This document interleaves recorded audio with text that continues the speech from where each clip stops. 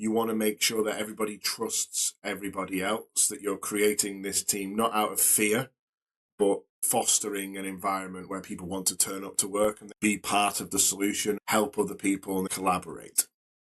What this does is it allows people to play effectively. So it allows people to do things, to experiment, to succeed, to fail in a way that doesn't have any fear attached to it.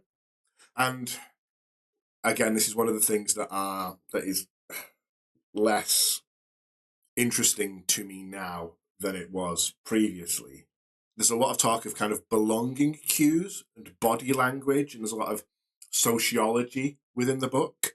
And there's a list here of the kind of things that are talked about. So there are things that you should do body language style and in the way that you talk and the way that you think, that I think if you don't naturally do that, you could come across as being off or creepy or fake. And that is, so proximity, eye contact, energy, mimicry, turn taking, attention, body language, vocal pitch, and consistency of emphasis. A couple of those are really good. The ones I really, really like are turn taking, attention, and consistency of emphasis. If we take something like vocal pitch, if anybody's looked at Theranos, the leader of Theranos, Elizabeth Holmes, lowered her voice considerably. And this was done apparently in a way to have more gravitas and to be taken more seriously. That's a way of applying vocal pitch in a wrong way. For me, it's about being excited and interesting and talking in a way. It's about not raising my voice too much, but I kind of have a naturally loud voice anyway. So one of the things that I have to make sure is that my excitement, my volume is not misconstrued as being aggressive.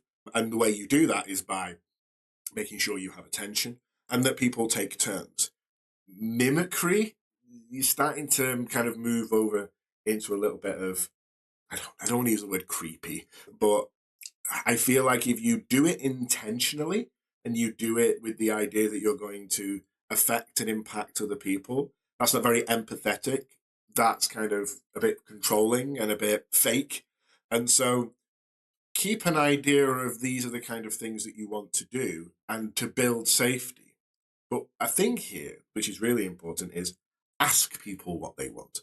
If you've got an introvert, you're going to an introvert, how would you like me to help you be better? How would you like me to address you and talk to you? Are you an email guy? Are you a talking a coffee shop kind of girl? What is it that you're trying to, how do I make you better? One of the things here is with the culture code is this book, it seems to want to set out a very specific way of doing things. And actually, I think you need a bit more freedom. And not everyone will respond to these key elements in the same way. And so it's about building a team that works for everyone, which is equity. So the second one is share your vulnerability. So strong teams thrive on openness and transparency. Embracing vulnerability allows team members to connect on a deeper level, fostering collaboration and mutual support. And then leaders admitting mistakes to build trust. When leaders admit their mistakes, it cultivates an atmosphere of trust.